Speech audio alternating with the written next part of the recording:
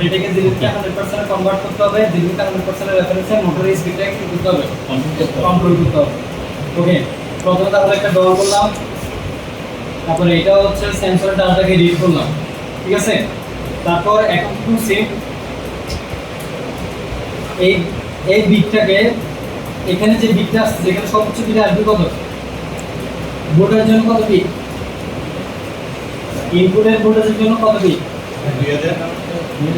2000 bit, কারেন্টের জন্য 1000 bit, আর ভোল্টেজের আউটপুটের জন্য 4000, কারেন্টের জন্য 4000, ঠিক আছে।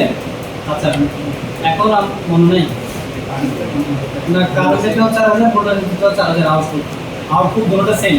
ইনপুটের ক্ষেত্রে শুধু পার্থক্য ভোল্টেজের জন্য 2000, কারেন্টের জন্য 1000। Okay, scale function SCLP command D0 হচ্ছে সোর্স ডাটা, যেটা হচ্ছে আমার এখানে আসবে সর্বোচ্চ 2000 বিট 10 ভোল্টের রেফারেন্সে, প্যারামিটার আর এটা হচ্ছে আমার কি আউটপুট। তাহলে আমরা এখানে করছি কি, যে আমার স্কেল ফাংশনে মোট 2000, এটাকে সর্বোচ্চ 10 ভোল্টার, আর মিনিমাম ভোল্টেজ দিছি কত 0, তারপর ডেস্টিনেশন দিছি কত 100, কিন্তু আমার মিনিমাম ডেস্টিনেশন কত 0। এখন কথা হচ্ছে আমার D200 এর সর্বোচ্চ কত জমা হবে, 100। D200 এর কত জমা হবে, কত 100, maximum source data destination data এখানে জমা হবে। এখন আমার মোট চলবে কত বিটে, 4000 বিটে, কিন্তু আমি পাচ্ছি কত 100। এখন এটাকে কি করছি, সেজন্য 40 দিয়ে এখানে কি করে ফেলছি, গুণ করে দিছি, যা পাইছি তাকে মাল্টিপ্লিকেশন D200, অর্থাৎ কি স্কেল ফাংশনের প্যারামিটারটা আর হচ্ছে 40, যেটা জমা হবে কোথায়, D210 এর মধ্যে। এখন D210 এর মধ্যে আমরা সর্বোচ্চ বিট কত পাচ্ছি, 4000।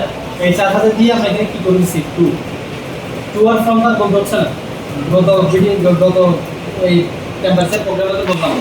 আচ্ছা, তারপর এখানে করছি কি, ছোট্ট একটা কাজ করছি, এটা না করলেও আমরা পারতাম। করছি কেন, যে আপনার মোটরটা যেন, যে ধরেন 0.1 ভোল্টেজ আসলো তাও অন হয়ে যেতে পারে, আবার ধরেন কোনো একটা সেন্সর আউটপুট 01, 02, 03 এগুলো নয়েজ থাকেই, এই নয়েজের কারণে যেন মোটর একবার অন না হয়, একবার যেন অফ না হয়। এই জন্য আমরা এখানে ক্যালকুলেশন দিচ্ছি যে 210 গেল, যদি ন্যূনতম 10 বিট পাই তাহলে সে কি হবে, অন হবে। তাহলে ওই যে নয়েজ যে ভোল্টেজ যে বিটটা আসবে, এটা এখানে কি করবে না, কাজ করবে না, আমরা নয়েজটাকে কি করে দিতে পারবো, রিমুভ করে দিতে পারবো। এই জন্য আমরা এই কন্ডিশনটা রাখলাম। তারপর এখানে ইউজ করছি কি, একটা DCNT C245, মানে কি হাই স্পিড কাউন্টার 32 বিটের জন্য, যেটা 1 ফেজ 2 ইনপুট, ঠিক আছে।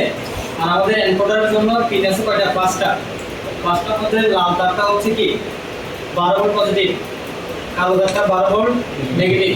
তারপর সিগন্যাল বি ইয়েলো তারটা কোনো কাজে ইউজ করি নাই। আর সিগন্যাল এটা গেছে হচ্ছে কোথায়, X0, সিগন্যাল বিটা গেছে X1, আর এসএস এর মধ্যে গেছে পজিটিভ 12 ভোল্ট, এসএস এর মধ্যে গেছে কত, ওখানে কেউ 24 ভোল্ট দিবেন না স্যার, 24 ভোল্ট দিলে এটা কাজ করবে না, কাজ করলে এরর আসবে।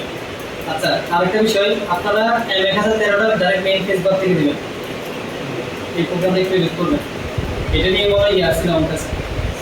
হ্যাঁ, সরি,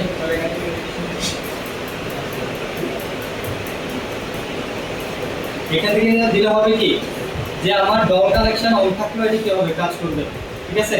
বাট আমার তো ডল কানেকশন যদি অফ থাকে তাহলে এটাকে রিসেট করতে হবে না, ঠিক আছে।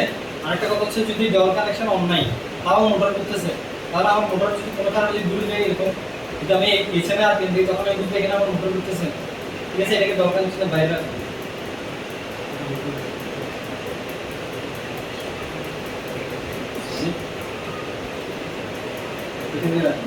আমি একটা 13টাকে ডলার বাইরে রাখবো, আর আমি একটা 13 কেন ইউজ করলাম স্যার, সে 0.5 সেকেন্ডের জন্য 0.5 সেকেন্ডের জন্য অফ, দুঃখিত 0.5 সেকেন্ড বলতেছি, হ্যাঁ, সে 30 মিলি সেকেন্ডের জন্য অফ, 30 মিলি সেকেন্ডের জন্য অফ। তারপর আমরা করলাম কি, এই যে এটাকে এখান থেকে আমরা 220 এর মধ্যে কত বিট আসছে সেটা আমরা জানি না, যেহেতু আমাদের এনকোডার 2048 পিআর, তাহলে 2048 পিআরকে 220 কে 2048 দিয়ে ভাগ দেব, ভাগ দিয়ে কোথায় রাখলাম, 230 কে আবার আমরা কি করছি 60 দিয়ে কি করছি, গুণ করছি, কারণ কেন আরপিএসটাকে আরপিএম এ কনভার্ট করার জন্য, সেকেন্ডকে মিনিটে কনভার্ট করার জন্য কত গুণ দিব, 60 দিয়ে। ঠিক আছে, আর এখানে কি করবো, কাউন্টারটাকে কি করে দিব, রিসেট করে দিব। ঠিক আছে, বলেন এর প্রোগ্রামের মধ্যে কোনো সমস্যা আছে কিনা?